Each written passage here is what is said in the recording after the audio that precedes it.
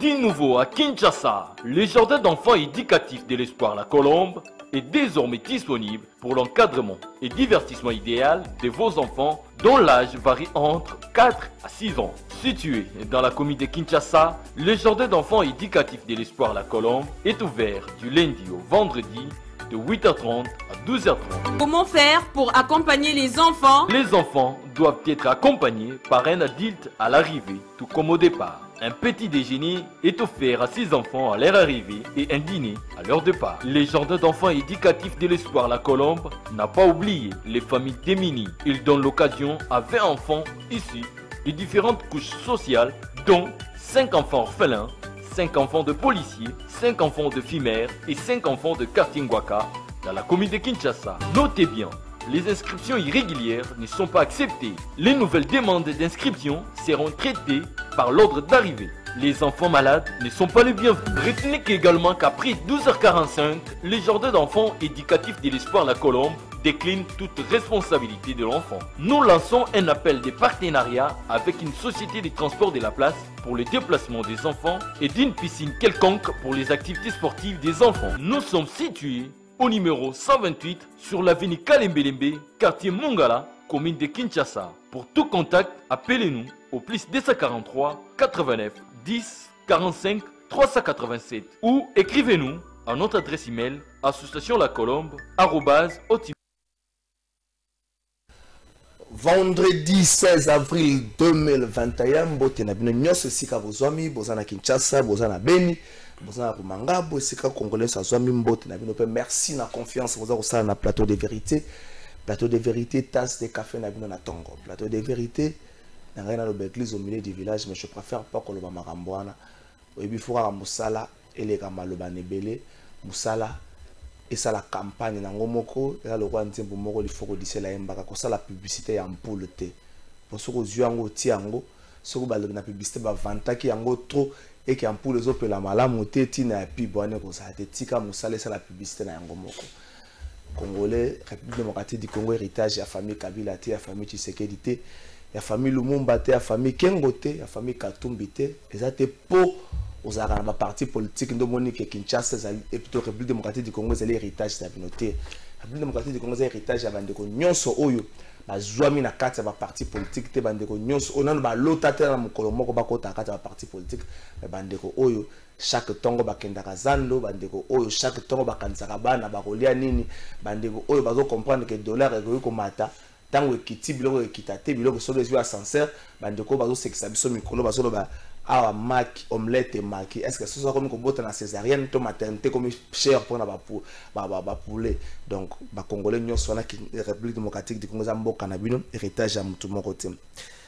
C'est vrai Israël Mutomolo bazala qui interpellé mais libéré vers la fin de la journée l'essentiel les ala qui angwana procédure de manière là qui est c'est pas trop tout beta trotter makeli autour de ça mais l'essentiel c'est que mutaza libre yangwana ndeza ya motuya ba député ba outi na 122 ba komi 200 bazole la nini ba se retrouver dans le gouvernement ba lui baza ba okipe ko boya ko investir gouvernement ça malukonde est-ce qu'il faut que soit na bango pourquoi ba député te ba zeli ndenge jamais kabunda lo baki na bango te to bimisa gouvernement bongo to banda négociation pour la entreprise publique pourquoi ba zeli te est-ce que ba se rendre compte que ata to zeli te ko se retrouver te bon to que en principe na logique moko simple baza 200 donc l'entreprise publique bah ça 200 députés PCA DG DGA donc bah ça va députés les restes des Congolais est-ce que le travail où il s'est mis déjà dans le parlement ou dans l'Assemblée nationale disons depuis investiture à l'Assemblée nationale depuis l'installation de l'Assemblée nationale est-ce que le travail est de qualité ou comme les Congolais bandima facilement bateau est-ce que Moussala mon côté bango besoin na base zaka ko sa bureau mabunda il faut pas être exigeant. Est-ce qu'ils sont congolais plus que les autres? Tu évites de comme réfléchir. Kinshasa. Tu habites le seul autour de la ville province à Kinshasa. Kinshasa. Za lingomba morebota mba obenga malekinois. Est-ce qu'il faut définir kinois par pour na muto azo vendre na Kinshasa to muto abotami na Kinshasa débat makasi na autour ya ngo bike ezana ba kulutu mo balela kalanga na kinois yo akino ata bato mo na yo botama ka bon nga par exemple na botama na clinique ngaliema nga i trésor kala fa na botama na clinique ngaliema est-ce que debe faut ça autour ya makambo ana waza kino te o ya sala bote est-ce que kino ezatenga muto azova na keto muto za na intérêt na Kinshasa par exemple les entrepreneurs oyo aye investir na Kinshasa engagea 5-10 personnes mais yé moko avant dans la Libanda mais chaque 3 mois ya na Kinshasa alors les kino bazo sala nini. Est-ce que les Kinois pour les Kinois est-ce que les Kinois bazawana pour proposer des solutions à ma problème aux origines à Kinshasa? Est-ce que les Kinois bazana pour accompagner le gouvernement provincial, pour accompagner l'Assemblée provinciale? Na créé mot français mais je suis pas autorisé mais dans le langue au Kinshasa c'est bika lelo capitale sans normes. Ville sans principe. C'est aujourd'hui Kinshasa a plus que favelas. Ah non, mais Kinshasa c'est plus que favelas. Est-ce qu'il faut que ça le kumu ya komibenga kinois? Que ça le kumu komibenga. Il faut que ça sonne tata ko bengo kinois. C'est vrai sur bimika na Libanda Kinshasa, OK na province so ba bengo kinois. Ezakala moi hein. Moi ndenge moko malamu te. Coordonnateur ya les kinois de Koboba Miso Bonio. Bien, de trésor, boni. C'est Péline Ngobengi Singai. Je tenais quand même à vous féliciter. Yo. Merci. Émission na yo, on a eu ampleur makasi. En gros, c'était un devoir pour moi et une obligation ya à travers yo copier sa message ya bakinois. Je crois que na péché de temps dans le bilan. Comment est-ce que vous pouvez définir les Kinois? Est-ce que c'est les natifs les natifs ou encore est-ce que ça va toute personne qui a intérêt à Kinshasa? Non. Définir non, il te définir tu l'indika ka mazalaka kana kena mona papa Marco Bangouli pour échanger avec lui pour n'envoyer Bappé Maramongo les Kinois puis tout ça Kinois né grandi à Kinshasa, étudié à Kinshasa, nous avons tout fait à Kinshasa, marié à Kinshasa, mais il fallait autour dans Bakulutu et puis savoir. Et puis dans l'histoire à Kinshasa, un Kinois c'est quelqu'un, c'est un état d'esprit. Cause un Kinois, c'est un état d'esprit mon coup. Quelqu'un, les gens qui aiment les valeurs. Il y a un monde tout ça qui aspecte des Kinois parce que pour dire aux gens qu'il y a des Kinois, il y a des Kinois qui ont des valeurs et qui travaillent. Tu me dis, il y a des Kinois, mais il solo avec ça, il y a pas Katanga, Équateur et Goma. Kinois, ils sont péjoratifs. Mais ceux qui zongi awa to bito banda Rolanda parce que ça biso ka côté à Mabé à Bakino, mais il y a des gens comme toi qui travaillent, qui est un Kinois, qui a des valeurs. Il y a des gens comme moi, il y a des gens comme Bandeko, Maître Guilongo Bocha, ou tout ça dans les Kinois. Tout ça na battu belé tout ça na bango association.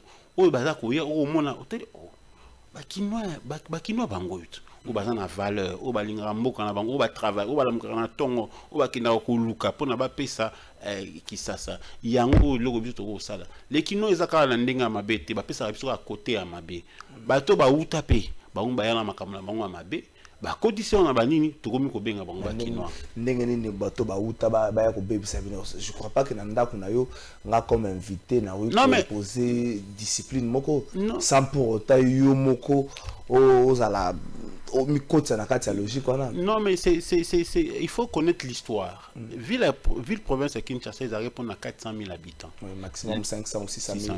Eux, tout ça 18 millions. Tout ça, 18 mélanges Mori à Biloko et Belé. On a pris les autres et on a créé des choses. Et Makambo to créa, na Biloko to zoya batu, yangom te salike, lelo qui ça c'est comment le kola et loko moko et comment quand on dit Kinois et comment péjoratif. Attends Kinois péjoratif. Kinois, c'est qui? C'est toi, c'est moi. Est-ce qu'on n'a pas de valeur? On a pas valeur. Mais est-ce que tous autres transmettre ma valeur en haut valablement? Voilà, et le objet tout ça en association Asbel Nabiso les Kinois. Transmettre les valeurs. Civisme maison, tout ça n'a pas conduit. Bazon c'est civil. Hygiène maison en nenge zara. Ils ont la ville autre. Ils ont la ville musoute. Est-ce que influence avant tout côté dans l'association objectif d'abord. Est-ce qu'il ne s'est pas posé un problème, il y a faiblesse ya bato oyo bazaki na Kinshasa pendant arrivée massif ya bato bauti na libanda pour que facilement les coutumes des autres, la manière de vivre des autres et à quoi affaiblir la discipline quinoise, quinoa mutu ya fier, quinoa mutu ya bopeto, qui est le Kinshasa et comme Kinshasa, il faut se le dire, la poubelle moro mouné na République démocratique du Congo. Il y a eu une défaillance au niveau ya ba Kondi Mboka. Les gens qui ont dirigé cette ville ne nous ont pas aidés. Les gens qui ont oyo ba kamba biso, ba ida biso mingité. Laissez aller moko et sali parce que ceux qui autorité de l'État ezali makambe déviaraté parce que les lo ngana yo surtout sali mabe debi ke mibeko yali que to la sanctionner to sala yango te. So que na ba ville ko ba Suisse, so que na ba ville ko ba Paris partout ailleurs. Na ba capitale nous sur un monde, il y a un mélange à bato ba yaka yaka. Mais quand l'État est là pour na ko réguler makambo, pour na ko zongisa makambo ndenge ezalaka, ko mona ba problème wana ezalaka mingité. Biso l'État a failli, le peuple a failli aussi. Na biso morope to landi buzo ba wana oyo l'État tikaki. Biso peut continuer to komi ko ça la ville est comme ville moko la ville la plus sale du monde. L'État a failli, il est temps de se redresser l'exus légal. L'État a failli, il est temps de se redresser. Est-ce que Asbel les Quinois et Yéna logique wana yako redorer un peu l'image de Kinshasa, redresser les choses? Objectif Asbel les Quinois, c'est après bon il n'y a pas encore une année. On a découvert Bruno na médiation na dossier à conflit avec pasteur, on a découvert Bruno, on a découvert Bruno na remise à lire na bibliothèque moko, on a découvert Bruno wana et puis on a landi Bruno moi 2-3 fois na mama ka moi belé na ndeko nanga barik boma na pesi mbote sikazali.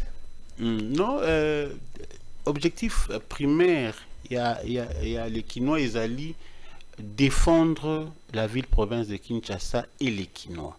Au moni les Bakinois ba comment abandonner à eux-mêmes. Ba lobeli vraiment ya nini bazate. Na ba députés provinciaux bazalite. Oui, combien de députés provinciaux ba sala musala. Cité ngai 3 oyo yebi. 3 na ville à Kinshasa. Ou cité oyo pe ba tu ba ko cité to téléphone ouvert au balandi au cité. To futa bango 8200 à Pamba. Yango biso to la mouyi to bino to kotika ville oyo. Biso ekufa boete place bango baalité biso tokoya toko tirer sonner d'alarme.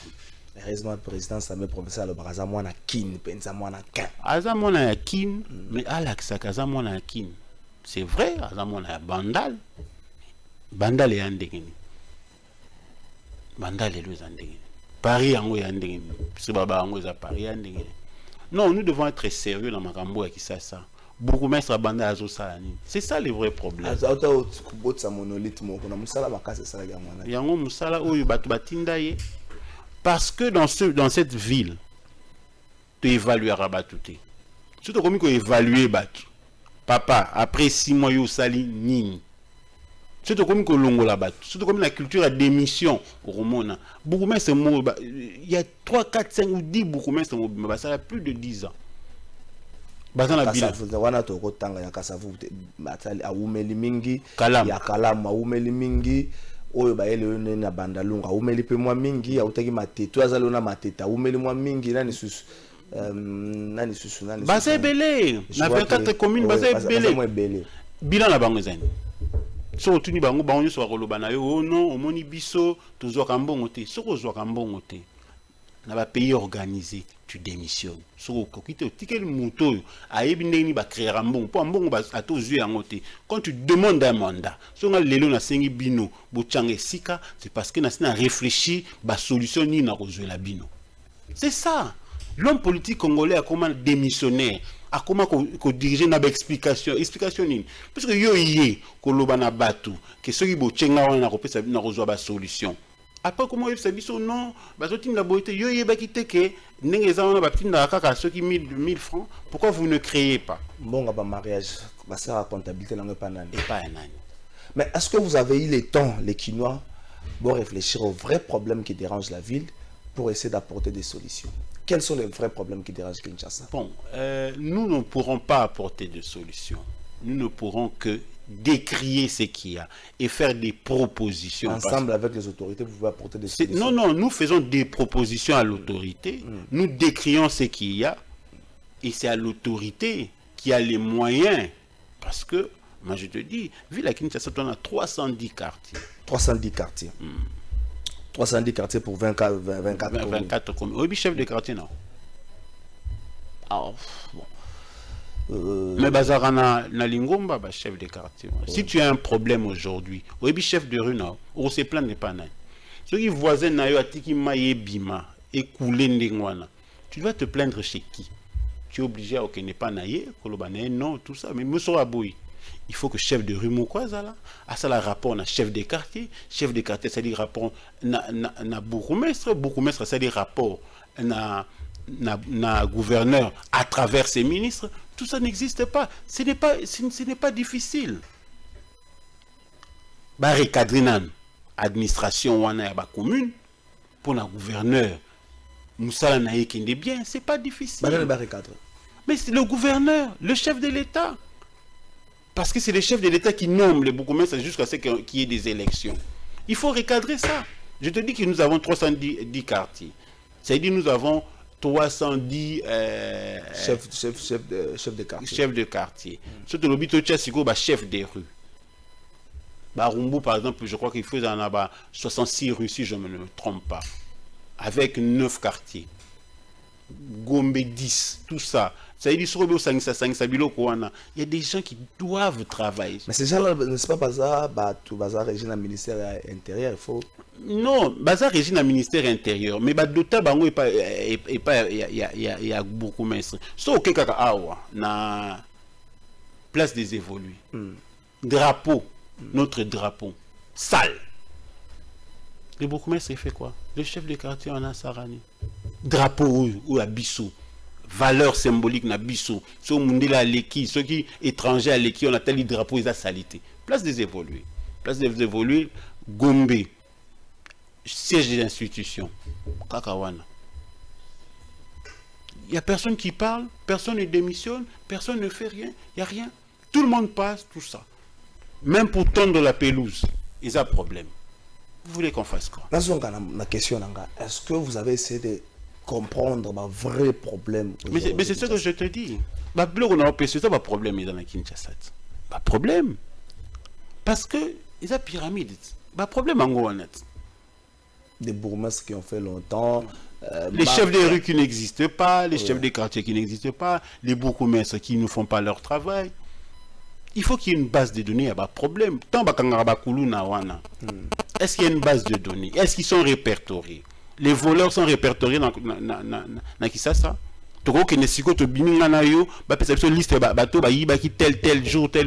Est-ce que la base de données non? Ils allaient.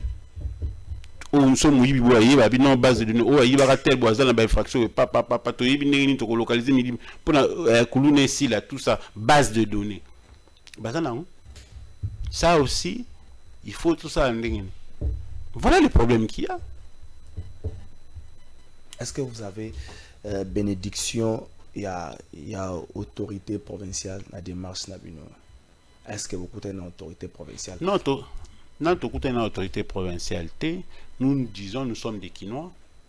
Il est de notre droit, éveil de la citoyenneté kinoise, tout la mouka. Parce que nous avons tous le même problème. Tout un problème à maille, tout un problème à courant, tout un problème, il y a Bosoto. On a les mêmes problèmes. Et nous, on se dit, cette ville nous appartient. Et cette ville, même le tourisme. Et quand on a pour la ville à Kinshasa, comme ça, évolue à le tourisme. Mais le tourisme, c'est un drapeau qui est au sobaï, tendre la pelouse exacte. Ceux qui sont étrangers, moi, ils ont na bande, ils ont bande, c'est la biso, ndeko matata pour c'est la biso na banine, basali. Tu vois bien na bande, pelouse exacte, drapeau exact. Vous voulez qu'on fasse quoi? On faut tout ça. Kinshasa za bakamu belles otungisango, nous ils en sonore paille, pour poubelle et paille. En parlant de sonorisation, Nake Barumbu, Nafandi en diagonale la commune. 3 bars et l'andani.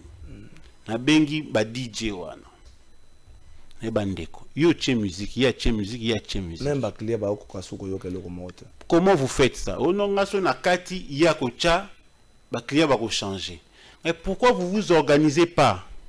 To commune ye lobi yo pendant 1 heure au tche musique na yo après yo tche 1 heure yo tche 1 heure. Ça dit bien so mutache ba to fandi calme. Ça ce bango bazo kanate. L'autorité communale il faut ça. Il faut y abou ça. Pourquoi? Mais ce qu'on fait, on a tché fali, on a tché ferré, on a tché héritier. Mais les gens, bah tous on a besoin de calme pour ne pas circuler même bana ou bakotanga ndenge. Et puis après vous voulez que tout bimisa république ni. Les églises même. Our église. Même les pasteurs sont incapables de yokana que ndenge zaboué lelo tout ça a décalage à programme. Tout ça a décalage à programme. Même les pasteurs. Même programme, même heure. Bato ya paix. Bato faut batia biso kimia. Ba pasteur ba okokate. Siko boni nini. Tiens tout ça les quinois. Est-ce que quinois c'est pas le tout aspect les quinois. Est-ce que quinois y a mon côté cervelle n'a un problème. Cervelle à quinois. Non, les gens, il faut les recadrer. C'est ça le rôle de l'autorité de l'État. L'autorité de l'État. Tous en a eu awa banaki sasa. Tous fan ami balé na katia. Il y a taxi di bosso. Tant ba ba beti biso film ti les autres ko fan da so li bosso mi balé. To fan na 4 na. C'est ba tous bazo songela ngoso soki bana butu ça ni soki ta boité yo za monter à mabe. Kasi yango te autorité de l'État mais tant ba beta ki biso film tant ba pekisa ki biso tant ba ke sanction yali tout ça ni to zonga ki. Donc ça veut dire que ceux qui biso nyoso ba leader d'opinion to lobi to zongisa boania to zongisa to recadrer ba c'est ngaba to tinenga na kinobenga ba DJ wana na tuna bango po ani bokitsa ba musique te osara bo mutatinenga ngai mo na lobi non na za leader d'opinion na ina commune na ngai na moni ndengwana nazongisa bango tokei na kankokolo tokotikela bana ba vivre pendant Noël. Nous constatons que les policiers au moins bana news to mona na boulevard wana o ba ya ko senga biso mbongo ba bana utanga na kankokolo ba tata na bango ba kendaka bitumba bakufa bana baza abandonné na bango moko yango moni moko babimaka na ville ba ko senga mbongo. Est-ce que la ville, est-ce que l'autorité ne peut ba ko zo problème wana te basala to into komela bango basa ela bana wana orphelinat bacha bango en ordre comme ça ba ya suko tungisa te po bango baza ko yiba baza ko ya ba ko sala désordre mais c'est pas de leur faute baza abandonné na bango moko ba problème nous voilà ba problème soko bimika ka wana bimi la voiture no bimi wana ba tu ba ko sengo mi yibi ba ning tout ça on peut faire ça yango tout ça aspect comme tous en là-bas on n'est pas dans les fonctions. Nous sommes dans une association. Voilà les choses que nous décrions. Les quinois. Mais qu'est-ce qu'il y a l'association les quinois qui n'a premier nous le pasteur tant bazoyo kanate parce que vous dites bazan là intérêt na Kinshasa. Oui, pasteur wana news to là pasteur Kakenza, pasteur Soni Kafuta, pasteur Jean Kinoma, bango nyuso ba siège na bango ezalaki na ezana kisasa à part ba misika mususu. Biso en tant que kino to mona ke et comment ko sala et comment ko longa moi pena bandimi et bandimi ba kino. Il était de notre devoir ya okeno kutana bango to faire comprendre bango que ceux qui bango bazana kimia bandimi oyo baza ba kinois et kinois pe baroza na kimia. Heureusement pour nous, Dieu a été avec nous. Les lots pasteur Soni Kafuta na pasteur Kakenza na pasteur Jean Kindoma ba yuzongana koyokana. Parce que la démarche vice-gouverneur Fuma Banga Mboyo Nerombungu titulaire naïe Gentini Ngobila tangu moi Makelele en fait c'est même pas Makelele le vice-gouverneur a dénoncé certaines choses où l'Assemblée provinciale a tiré le coïb de ce que les photos est vrai Et puis, qui est Libanda ya Masolo, Bino, peut-être moi j'ai vu des gens me demander, Kinoa Bazawa, non, Kinoa Bazawa, quand même pas vice-gouverneur, tout ce qui m'a cambalobé à cause, parce que ma vice-gouverneur, ils ont touché au plus profond les Kinois. Trésor, merci Nengo poser la question, c'est notre démarche. Je suis tout préparé la lettre de Tindaki. J'espère que c'est commis. Donc, nous avons le président Godin Poyi, parce qu'il y a un Kinini. Après, tout le monde a vice-gouverneur Néron Bungu. Tout le monde a fait gouverneur. Pour la Toyebisabango, j'étais même dans une émission, et pas à Ndekonayo Zulu, Sembo. J'ai dit ça, ça veut dire vice-gouverneur Azala, à Longwa. Mais c'est quelqu'un, c'est un leader d'opinion. Il a été député national. Il est député national, il est député provincial.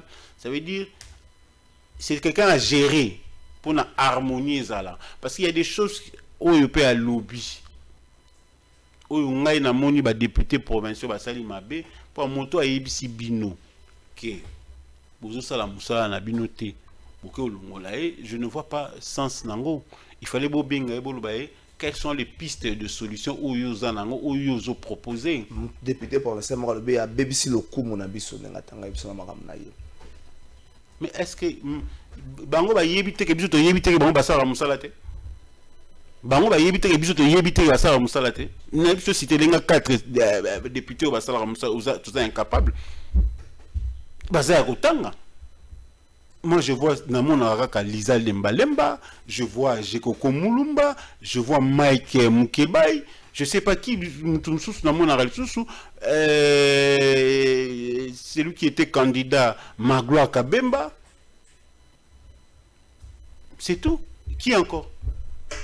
Tolobate? Balobana Bangote? Moi, je crois, hormis cela, le gouverneur doit appeler son vice-gouverneur. Et ça la jouit gain de cause dans la cour constitutionnelle. Et ça la jouit gain de cause de Fanda. Parce que Kisasa, parce que Kambabiso, pour l'avenir, on n'a pas besoin de ça. Nous, on a besoin que 9000 tonnes de déchets où ils auront par jour. Chaque jour, tu as 9000 tonnes de déchets. 9000 tonnes de déchets? Ouais, par jour. Par jour. Vous allez par semaine, vous allez calculer. C'est 45 000 tonnes. Si vous avez un moi, le problème tournant. Mais si je suivais ce matin, na France 24, société Veolia, bazora ba déchets, ba transformer en énergie. Tu as un problème à quoi? C'est pas un problème du tout, on va résoudre. Tu as besoin d'un problème au que. Et le vice-gouverneur, il y a Monique la télévision, tu démissionnes. C'est ça le problème. Mais peut-être il a essayé de hausser les tons pour nous. Même l'homme sur tout ça, le banc on a place pour exemple pour na coulisse américaine que le banc solution ils ont maté peut-être en essayant de hausser les tons. Jean-Louis à comprendre moi que. Non, il y a un célèbre ministre français, je crois que Jean-Louis Debré disait. Quand on est gouvernant, on démissionne ou on se tait. Parce que tant que bio lobby makamba ndengwana au fungoli mpoka, au fungoli liboke makambe comme bili robima. Nous on n'a pas besoin de ça. Topé sibino nous besoin ba élu, topé sibino ville, topé sibino surtout lali, topé que tout ça na sécurité, topé que tout ça na maï, topé que tout ça na courant. Binom topé sibino boyo kanabo pesa biso ville moko malamu. Pourquoi il faut qu'on envier la Goma? Pourquoi il faut qu'on envier Katanga? Et comme il est là, pourquoi? Pourquoi pas Kinshasa? Est-ce que vous avez Asbel qui est resté silencieux tant que Abimisi Batnazando, 35 000, plus de 50 000, vous avez été silencieux. Vous savez déclaration de mon côté, vous savez maquiller de mon côté, de marche même pas comment le gouverneur a vu que le cas s'inquiète de la situation, qu'est-ce qu'il y a, qu'est-ce qui s'est fait, qu'est-ce qu'il faudra faire. Depuis que Kinshasa, on se rend compte que même il y a dossiers comme ça le mandé parce que et puis c'est après qu'on amène des ingénieurs pour battre la nengeni mais pourtant déjà Pourquoi garder silence? Non, c'est vrai que à première vue, dossier, il y a Zan, déjà dossier moro complexe. Tilelo, n'a pas maîtrisé à monter. Ça veut dire, je vois de part et d'autre, gouverneur à l'équipe à lobby, n'a mon vice-gouverneur à l'équipe à lobby. Quelques députés à lobby. Quelques députés à lobby, il y a boire et à manger. J'avais demandé à un de nos frères quinois, un de membres fondateurs, il y a les quinois à Blaise Louye, à travers réunion moko, c'est le rapport à l'Ikamboa Zandou, avant tout bima, tout loba, comme s'il est proche du gouverneur, tu préférais qu'il y ait assez la biso. Ce serait pas un rapport orienté? Non, deux rapports on allait quota là, on a descendre sur terrain. Ce que j'ai vu à la télé, ce que j'ai constaté, parce que j'étais dans mon maman barumbu mususu maman commune à Kinshasa, à lingua na soleil na moi mundambu, ba yebisinga que ba pesaki bango, moi ba mesa na commune à Kinshasa na lingua là tout ça. Et c'est la moins profondeur à l'histoire, mais moi personnellement, ça c'est pas l'équilibre. Moi personnellement, je crois que marché central est comme qui Nabusoto mingi. Maintenant, faisabilité c'est là où peut-être te kokoi kota là, mais zandu nenge komaki et komaki difficile que au kota zandu. Salité komaki trop, maladie komaki, je crois que il fallait réorganiser ça. Maintenant, procédure bajui ya kozwa batuko chawana, ça c'est un autre problème. Qui est quinois et qui est là. Qui est derrière vous? Aspect le quinois. Le gouverneur de la ville, André Kimbuta. Oui, parce que sanga moko zaka ba quinois, André Kimbuta bagoda motemona bazaki na kati, ba na kina propre. Je crois que vous bien go. Na quinois. Mais tant que André Kimbuta dirigeait Kinshasa, les gens ont cherché un peu avec l'applicabilité à Banakina propre. Peut-être Kinshasa un peu propre, ma tête en premier ministre, projet à assainissement ville avec l'Union européenne, départ à ma tête à Kinshasa, ils ont gagné même le jeu. Vous n'êtes pas inspiré dans Batouana. Oui, parce que l'occasion, l'occasion, gérer ville, tant qu'on gérer ville, Masayaka yo vanda na loko, Masayaka yo vanda wa, tous les attentes on a vu c'est tout. Moi, j'ai un petit souci. Bisso, toi, un petit souci, ça veut dire Tomi Tunaka, lobby, Bakutuna, Bisso, Nenyozo Tuna. Qu'est-ce que vous avez fait pour cette ville? Bana Bisso, Bakutuna Bisso. Nenyozo Tuna, Batata Bisso, Wana. Bopesi Vilo yo, Nini. Les Kinois, ils ont ils ont Moussala ou ils sala, Koloba ou ils ont pona ba Kinois. Yango déjà, ils ont apporté le remoko yango. Nous aussi, problème na biso yali, ba ve na biso wana. Lelo tokomi kotuna, yango to lamungi to bité. Il est temps que nous aussi, tout secouer pour la ville où ils ont été zalakala. Moi je me dis, dans 30, 20 ans, 50 ans, moi on a retourné en papa, yolo barayoza quinoa vraiment solo. Au ça ni pour la kisasa.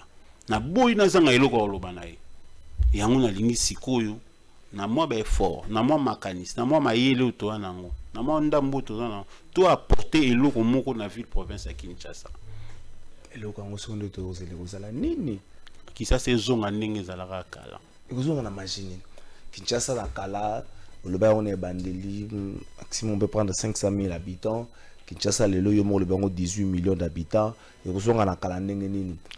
Ils ont une volonté politique. Ils ont une volonté à Bakinois. Ça veut dire tout se rendre compte que toi, la ville, mon soute. On a un équateur.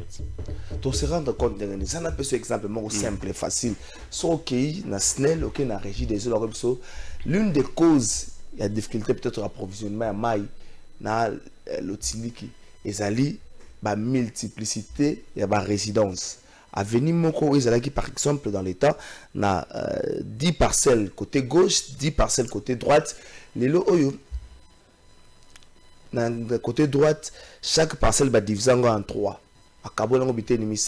Donc, les a 10 parcelles à côté droite et comme 30 parcelles à côté droite, 30 parcelles à côté gauche. Et comme A, B bis, C bis, D bis, multiplier bongo. Ce qui fait que quantité de maille originale de la parcelle, il faut moyen de diviser, il faut tripler parce qu'il y a 3 résidences, au passage, on a besoin d'avoir différents. Si le régional est incapable, il y a tripler quantité. Pareil na SNEL, si on a le raccordement, il y a l'outil comme tout le bateau normal, d'araignée. Vous pensez que Kinshasa lelo oyo et rozonga Kinshasa yakala. Si la vie est belle, au moins Kinshasa la Kinshasa lelo. Vous pensez que rozonga yakala? Oui, moi je crois. Imaginez avoir une politique publique, créer des cités, tout dans l'espace est belé. Tout dans l'espace est belé. On peut déloger les gens, mais il y a beaucoup d'espace. Déloger bateau. Mais ceux qui ont délogé Moutou, au PC Ndakumoko, au Tché Kourananine, il y a ici Rome et Zalaka na Batouana. Il y a ici Paris, Paris na 50. Na Paris, elle est le un nombre d'habitants.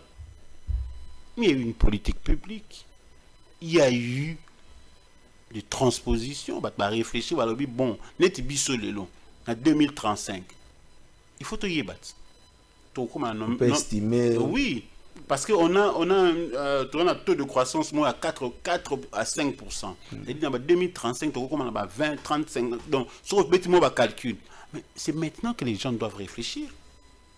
L'Assemblée provinciale, la ville de Kinshasa doit réfléchir déjà comment, dans 5 ans, Atanga Zate, mais tout ce politique, la bateau, va continuer. C'est ça. C'est ça, diriger. Vous pensez que la vieille commune, le rôle, tout ça, la commune, Nabino Barumbo, Lingwala, Kinshasa, il faut peut-être commencer par là, mais quand on construit la cité, on prend les vieilles maisons. La ville doit avoir une politique de la ville. Déjà, c'est ça la macaron. En Afrique du Sud, tu ne peux pas être dans une concession. Il y a couleur, il y a bleu. Voisin, il y a jaune. Non.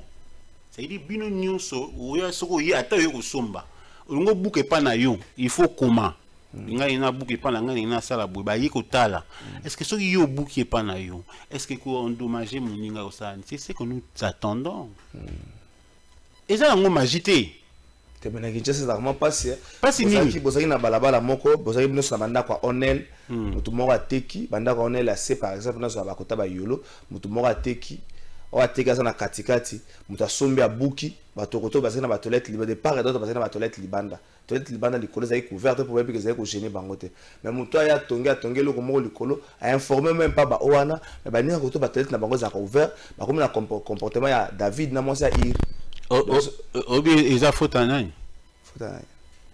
beaucoup mais c'est temps muto a pas autorisation de bâtir nani. On peut faire autorisation de bâtir parce qu'avant de faire au sol animaux, il faut pas faire autorisation de bâtir. Bateau a fait autorisation de bâtir l'État.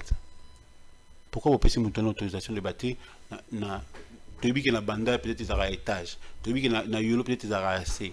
Pourquoi vous donnez à quelqu'un à l'autorisation de bâtir vous payez un au nom de quoi? Politique de la vie. Kinshasa ville. Politique publique. Kinshasa ville, ça norme, ça vous gêne pas Kinshasa ville. Donc Kinshasa le lengete. Kinshasa n'est pas beau. Il faut tout le barango. Ils ont le lengete. Donc neto vivre na Kinshasa beau. Bato bala na rapso libanda. Bon comprendre. On habite que na lo babo na sima boti na bato ba okanga. Kinshasa le lengete. Tout ça kaka beau. Donc muna mudala nenge na ye. Pour moi ma casse c'est un gouverneur na inspecteur provincial à la police bato na hiérarchie. Donc, tout ce monde a un problème à hiérarchie. Hiérarchie, c'est un Kinshasa, tu et ça, général, quand son gouverneur de la ville, tu le gouverneur de la ville, il soit avant d'habiter sur ma solaire musique, côté on a mieux calé. À Robanango et Bandelti Souka. Mais Kinshasa, tu as tout ça, bon, on a besoin de ça, non, je capital sans norme. Non, je crois que le gouverneur de la ville est conscient et a un problème à Zanango. Je crois que le gouverneur de la ville a Sengari Bissou, tout peut servir à Kinshasa pour même à Bissou à un certain niveau. Et je crois que... Vous pensez que 2 ans après, le gouverneur de la ville province de Kinshasa fait quelque chose? ou encore ayaka minga fundi kimbuta teka nyonga 60 millions aya un projet Kin Bopeto o ba kino bandimelaki au gouverneur de la vice-gouverneur na lobi ke bosala ke erreur ne bondimelaki yango posaki ni na financement ni na planification donc ça qui na encore bongo. Je me rappelle, j'avais fait un article le jour il y a lancement ya nino j'avais dit Kin Bopeto une fourberie si j'ai bonne mémoire. Article wana ezali. J'avais qualifié ça d'une fourberie Kin Bopeto. Les lots 2 ans après je crois que le vice-gouverneur a peut-être raison. Non, moi je crois pas que Kin Bopeto c'est une fourberie hein. Je crois qu'ils n'ont pas assez communiqué sur Kin Bopeto. Je crois, parce que j'ai suivi le DG à DGPEC. Avec Kin Bopeto est un programme. Et je crois, je lui avais dit que vous n'avez pas assez communiqué pour la biso bakinois. Tout le programme et bandi wapi, ezokende wapi. Ce qui est un programme, ça veut dire qu'il y a du contenu. Ce qui est contenu, vous pouvez savoir ce contenu en gros. Comme ça, biso. Journaliste quoi abino ba leader d'opinion quoi biso to yé bandi lo nini ali pour to véhiculer en gros. Je crois que dire que le gouverneur de la ville jusque là bilan naïe moi je crois to juger na 5 ans na moni moi na moni nzela qui nzela au baba moi 2 3 nzela. C'est pas que ça on doit nous on doit avoir honte au baba to juger dans 5 ans. Autant que quelques provinces à Touana Zoé Kabila est arrivé le même jour que Jantini Ngobila. Mais ce que tout le monde a Tanganyika, il vous dira à Sali à 50%, on peut vous dire qu'à Sali à 10%. Ce que n'a pas on même pas à 7%, mais Sali à 5%, mon sens dans ces messieurs-là. Tanganyika est dans combien de communes? Tanganyika est dans la population, Tanganyika est dans un problème. Tanganyika est dans la Kinshasa. Tanganyika est dans la Kinshasa. Oui. Oui, non,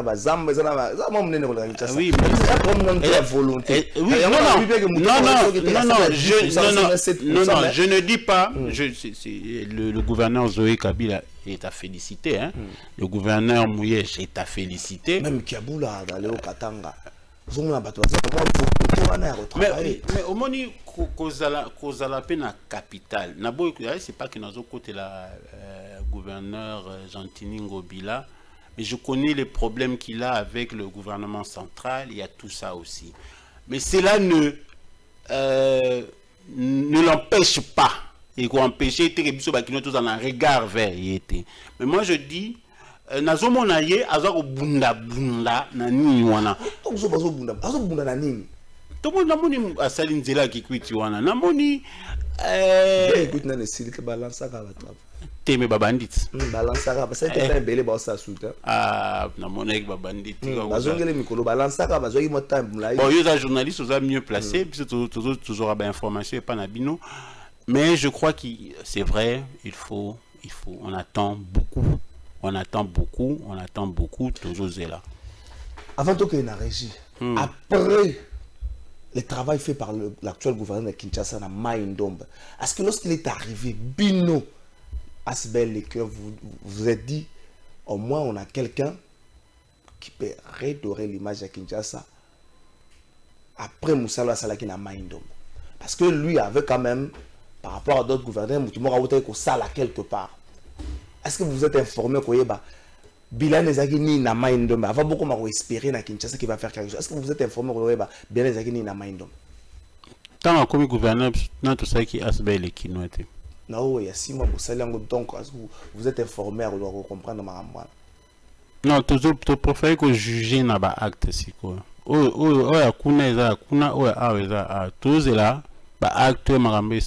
préfère le juger sur les faits.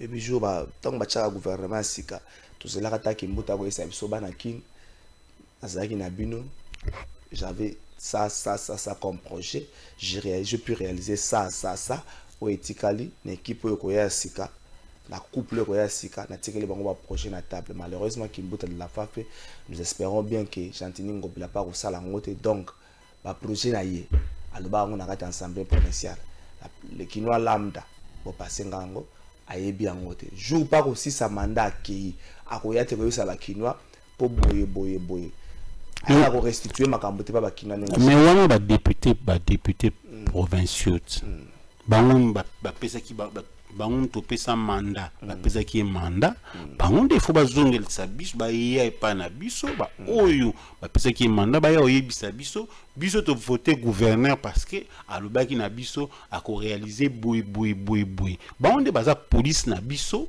au kati ya assemblée kuna.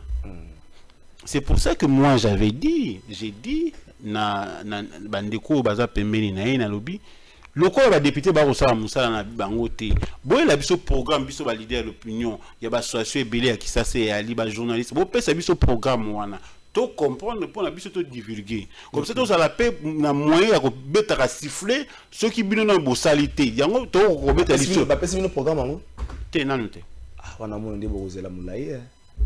Non, tous un espoir, il faut avoir l'espoir. Ah, vous savez, on a des députés provinciaux. Peut-être, c'est là qui battu à tel de ville, bah il a mis au programme. Ça fait combien de temps vous 5 banques? Non, ça fait calamité. C'est pas tant bah si le programme moko ils en a contenu, il y a entre 5 qui va passer au programme à partir à programme. Nous espérons que bazo sala ngona minute au temps pour 5. Non, bon bah nous espérons. Mais bah député provinciaux bah voter bah on a programme moko. Donc bon bah passer bah voter. Ça va discours ya ça le candidat ça ça discours na et tant que c'est ça discours na et accès à Kate. Donc nous espérons pour système on a payé avoir dans ba la ba discours na bango c'est un système à réforme to ya ça discours na qui on pose pas de questions et moi ça discours na ya qui bon toujours li kaka que no ba kosongela bino to ke na régi to pe moi muke to la bande ko ya c'est bon na tout na soko na ba stock to zonga na tout na sba le kinwa magamo nyoso ba osala c'est vrai ça que objectif primaire nango.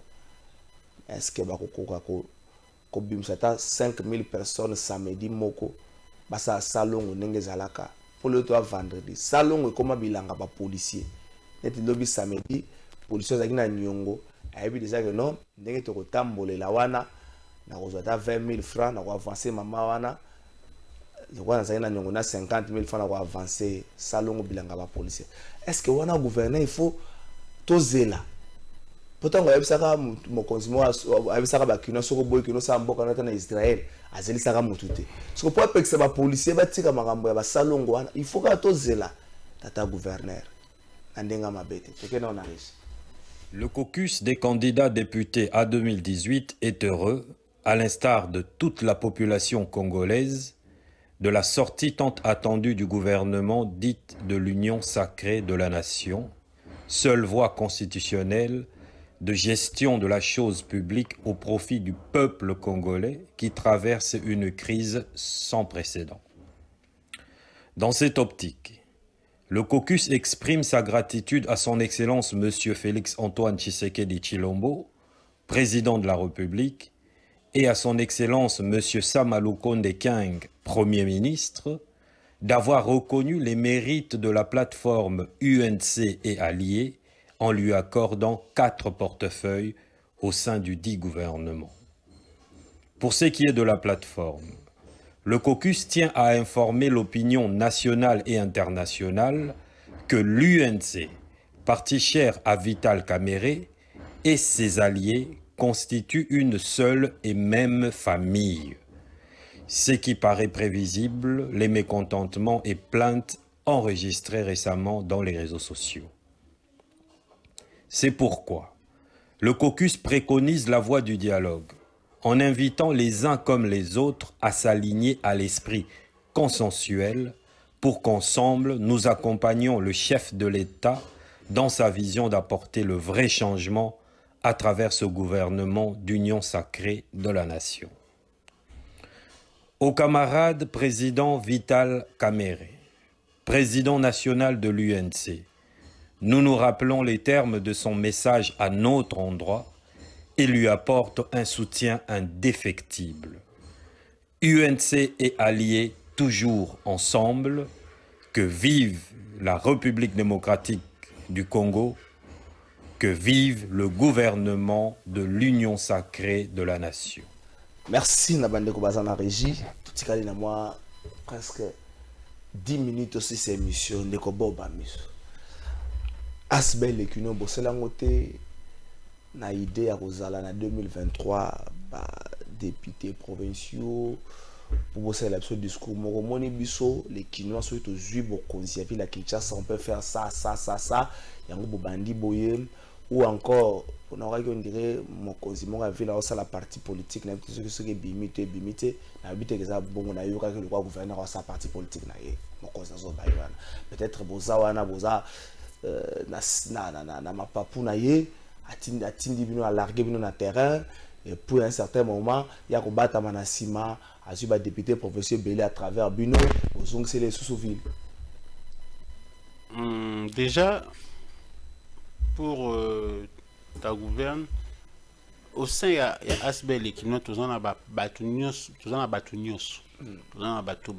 baza na ba parti na bango IDPS bata cash bali bata FCC bali bata Lamuka bali bata le centre bali donc tous en a batunios bata société civile bali donc ata gouverneur a sali parti na ye ba kino baza na ba parti na bango biso intérêt na biso ezate que au ville à Kinshasa nous avons des gens qui sont politiques. Moi j'étais candidat en 2018 mais cela ne m'empêche pas il y a un problème ou il y a qui ça c'est un problème tout le monde tout dans la politique si bas mais kozanga mai nanga na yo tout dans besoin dans la partie politique t'es pas tout le bas nanga kozanga courant nanga na ko na salité na ça nanga na yo tout dans besoin dans la partie t'es pas tout le bas ba problème où s'est passé à ça chaque jour ba bo soto nous sto komona nanga na yo est-ce que vous avez besoin dans la partie politique est-ce que vous sensibilisez ba to pona célébrer na Kinshasa il faut na kozongisa na ndenge za kala omoni kala za ba côté pa na bilo ba ota ta hygiène ba côté bazara souté ba kenda wapi et comment hygiène asu na mongo te c'est lo bango ba to comment plus ba to bazara ba 500 francs na bazando ministre provincial à Kinshasa on la kaba parking des yango 500 francs bateau ministre provincial tenu à transport transport nazo mituna IGF yango Kinshasa oboya yango bokata na likasa bo solo la raté tu qui pa kaba province intérieure et le ronini IGF ya ka contrôler na Kinshasa ministre provincial azwaka ba 500 francs ministre provincial à transport azwaka ba 500 francs pa ba chauffeur soit disait que osala bango ba parking yango to komona ngo na mboka tata to komona ngo na mokila normalo peut-être to komona ngo après la mort asala ka compte na mutu moko te na biso ba benga na assemblée provinciale ministre provincial Dieu vous voit vous ça pour nzamba zo mona to lo basuni parce que to la suna makasi te to na makasi te donc nzamba ka mutazo mona so nzamba zo mona te lo nto osala po IGF côté ona kenda kate IGF so za maka mususu bo IGF apatimba mais ba député ba belaits totika pardon so zaka bon totika donc nzambe ka mutazo mona donc Kinshasa nto za bo nzambe ka mutazo mona bango so ki nzambe te solution na ngosuté so bino asbele kino et puis so ki boyi bato ba cancer ko boyi na moi lueur espoir mo parce que bato zo banga bo suka lueur espoir eza tending bato zo banga bo suka ndenge ba lueur no se bota mangana Kinshasa sukaka o wana zaka wana bana kina popo to yebi ndenge nini suka isuka mungu suka ndenge ni suka tango kumbeta comme gouverneur ba kabole ba ro kabole silit ba nzo bazaka na ba ministre suki mbuta 12 ans qui mbuta qui ministre compétence ne ba tunate ndu so za na cabinet suki compétence ne ba tunate l'essentiel moi na kina propre c'est ça Kinshasa non mais yo bino boza wana ceux qui jouent tous en ebonga ba petit biso ebonga to sali eloko on te bobeli biso mais bino boza ba journaliste bobeli la bango bolo sitaka ba komona bango olobi yo zalaka ministre osala nini bilan na yo ezanini po nini osala bolo barango bolo bana biso na tuku tozuite bolo bana batu wana biso au moins to créer nini moko biso moins tozo belela biso moins tozo interpeller makambo nyusu na biso combien de batu bayo biso makambo ba quartier makambo nini combien de batu zo leka ba bolo bana il suffit d'attendre que le bama bébé on donne des solutions je t'ai donné quelques pistes de solutions sur des bases de données sur tout ça je t'ai donné quelques pistes de solutions la base de données mais mon frère na ba base de données on a mis ibi il y a qui tsara tout il y a beaucoup ko repérer mutu il y a beaucoup zo bon encadrer mutu ezaka ndengo na base de données miyibi na ko sala mo orphelinat pour na bana on so bima il y a ko tika ke na ville butombo raté ke butomboli ba avec même loko ba aveugle wana otamboli bu papa betu na porte avec la osengambo on peut pas résoudre ça so tamboli awa nyonso ba aveugle nyonso ba betela kayo ba singa ombo et comme un cop qui a dit qu'un aveugle ne peut pas travailler qui a dit que ba ko encadrer bangote wana yo na mono zolo ta Kinshasa na yo Kinshasa ya biso tozali. Mais qui ça biso yango il faut échanger te ya. Kinshasa ya biso. Trésor, so biso tozali yango te. Banani ba osala. Yo ni banani ba ça. Dans les cours délai, bon prévoir bossa nini aspect les kino. Oh ba projet za mo ebele. Il y a pemeni. Non, tozo siko kita terrain, tout ça les 24 communes. Tout préparer ba projet, tout palper réalité parce que moni ba problème sous il y a des problèmes spécifiques dans chaque commune. Chaque commune a un problème spécifique. Et il faut que tu quittes sur terrain, moni de quoi na machine à bengisi biso. Tout ça dit travail moko, tout y banding comme ça, tout ça la paix la proposition. Tout décrire à carte et tout ça la proposition par rapport à la soumettre en l'assemblée pour que député moi soumettre en assemblée tu peux si député moi soumettre en assemblée tu peux si la limite que souvent nous qui est la commune là aussi ça point Kinshasa ça m'a ndenge nango kala mingi ta je crois une année passée émission moko ya Top Congo banda ko kita ko ça na ba bourgmestre faut tout na point et sur la tête et ça na quelques bourgmestres faut na pas ni 624 communautés. Non, ça veut dire biso, heureusement pour nous, on ne doit rien à personne. C'est ça m'a mutu moi boa telemi bo hiérarchie lobby bo déranger bo kata. État de droit. Ah, tant que débat hiérarchie ça que c'est quand régime débat hiérarchie. Biso to comme président de la République. Tobé là être président de la République au bac état de droit, biso ba kinoa yo moko za kinoa pas biso o que président de la République a kinoa. Oui. Donc, tout un avantage que le président de la République a quinoa, tout ça les quinoa. Donc, c'est le président de la République. Les quinoa, où il y a besoin que ville. Parce qu'ils ont bien aïe. Parce qu'ils ont quinoa. Les deux autres, qui ont sonné. T'es. Ok, non, la qui ça sonné. Bon, bah, je la vérité. T'es. Qui ont ces tambours, les qui ont ces les autres qui ont sonné. T'es, non, qui ont sonné, mais dans la mawa. Que tout qui ça ndenge ali mais sonité mawande zali tant mutu moko uti libanda ayoka Kinshasa na sangwebi mabe pe Kinshasa zanini tout ce qui est grand au Congo est na Kinshasa stade de martyrs na Kinshasa ba musiciens de réunion nyonso basa na Kinshasa c'est-à-dire congolais nyonso même à fin fois lota ko na Kinshasa depuis nzembo jibe bimana 98e bonne mémoire Kinshasa ngo yango ngana ngana sango kine tonda sentiment par-ci par là ba fou par-ci par là matanga yo kuna bakangi moto na bayibi jibe avait peint un peu tableau moko sombre à Kinshasa mais soko yele lo zaka tableau là kuto s'enfoncer le sous comme sous mwindo makasi mais surtout muto azala libanda ali bona ndimeni nanga jibe te pe jibe zo ba po jibe na soka ba banduko yango turudi ku mashamba to tseka na bilanga nyonso donc abi bato batete ba mona kwa jiba lingite ba na kisa alinga to tika na kwena biso maintenant c'est forcé kaka na ye to na komi na tali pena ni nyango so tango kitika bon so yela kinzela aéroport nzela makolo okotika achango okomi kana kingasa na suka wana yo moko talobi mboka to akimwa bien mboka mutanyati abi bolimbisi bazonga l'état biso to bongisa kasi bazonga mboka l'état biso to bongisa kasi kisa c'est baby kisa c'est comme mabe bazonga biso bongisa kisa ça vu que système pe ba ya kalezara batali yo trésor oye et pas nani oye pas boba miso o ça a combien de temps nyo c'est encore le système pe assemblée nationale zo même pe ba te benna Kinshasa ba voter ba député intérieur ba yé tant mande si ba boyi ko zunga ba député o ba zo komi o senga te ba député nationaux o ba komi o senga yé o ba na Kinshasa tant mande si liboy ba boyi ko zunga o ba oni so ba senga ba ko côté gouvernement Kinshasa ça passe. Bon, est-ce que vous pensez que d'ici 2023, avec Jatine Ngobila à la tête, il y avait le province à Kinshasa, tout le monde a moi sourire. À un certain moment, ils ont bénéficié par rapport à la gouvernement, tous les nations à l'Ekamboloba, qui est en action au gouvernement central, ils ont appuyé. Mais Yemoko, vous pensez que numéro 1, il y avait le province à Kinshasa, le premier de Kino, a repéré sa bisouata 0,05%, il y a 5, il y a sourire, il y a Robarino, dans la Kinshasa. C'est là que dernièrement, en décembre, c'est là que je mine dans la boulevard. Par contre, je mine d'ailleurs comme beaucoup de choses. Je rappelle ça a suivi. C'est là que je mine. Bon, mine dans la forme on a bout. Tu as un peu dans boulevard. Tu as un peu dans couvre-feu. Donc, je me un peu négatif qui s'est agéré. Tu as un mine dans la boulevard le 30 juin. Tu as un peu dans couvre-feu. Couvre-feu dans 21h. Donc déjà 18h40, tu vas sauter dans la boulevard. Maintenant, le gouvernement, tu as un banane. Je ne pense rien. Nazo kanisate na lingi na mona ba fait. OK. So na komi ko kanisate na ozela mona ba fait Et j'espère que l'équipe, et je crois aussi que l'équipe au Azanango, les équipes et à Boania, va aider pour la biso bakinois, tout en a besoin de résultats. Merci, coordonnateur national. T'es Kinshasa. Coordonnateur.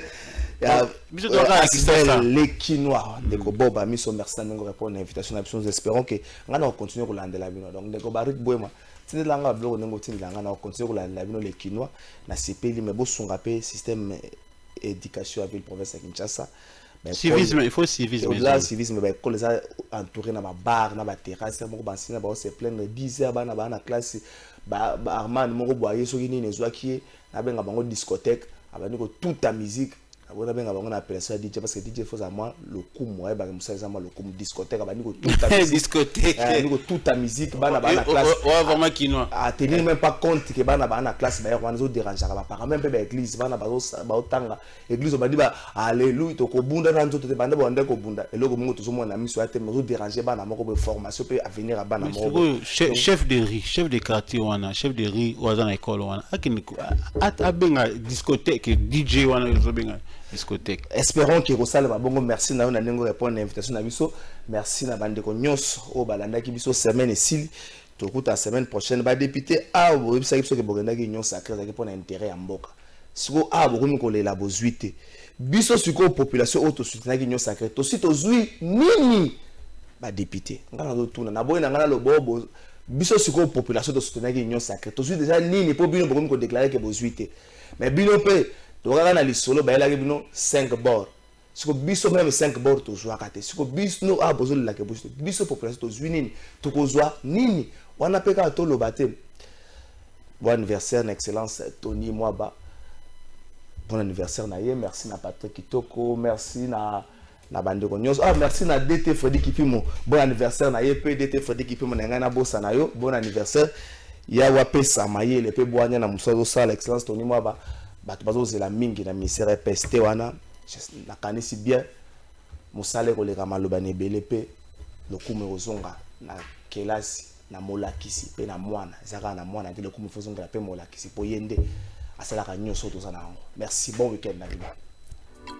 Du nouveau à Kinshasa, le jardin d'enfants éducatif de l'espoir La Colombe est désormais disponible pour l'encadrement et divertissement idéal de vos enfants dont l'âge varie entre 4 à 6 ans. Situé dans la commune de Kinshasa, le jardin d'enfants éducatif de l'espoir La Colombe est ouvert du lundi au vendredi de 8h30 à 12h30. Comment faire pour accompagner les enfants? Les enfants doivent être accompagnés par un adulte à l'arrivée, tout comme au départ. Un petit déjeuner est offert à 6 enfants à leur arrivée et un dîner à leur départ. Les jardins d'enfants éducatifs de l'espoir La Colombe n'a pas oublié les familles démunies. Ils donnent l'occasion à 20 enfants issus de différentes couches sociales, dont 5 enfants orphelins, 5 enfants de policiers, 5 enfants de FIMER et 5 enfants de quartier Ngwaka dans la commune de Kinshasa. Notez bien, les inscriptions irrégulières ne sont pas acceptées. Les nouvelles demandes d'inscription seront traitées par l'ordre d'arrivée. Les enfants malades ne sont pas les bienvenus. Retenez également qu'après 12h45, les jardins d'enfants éducatifs de l'espoir La Colombe déclinent toute responsabilité de l'enfant. Nous lançons un appel de partenariat avec une société de transport de la place pour le déplacement des enfants et d'une piscine quelconque pour les activités sportives des enfants. Nous sommes situés au numéro 128 sur l'avenue Kalembelembe, quartier Mongala, commune de Kinshasa. Pour tout contact, appelez-nous au plus 243 89 10 45 387 ou écrivez-nous à notre adresse email associationlacolombe@hotmail.com.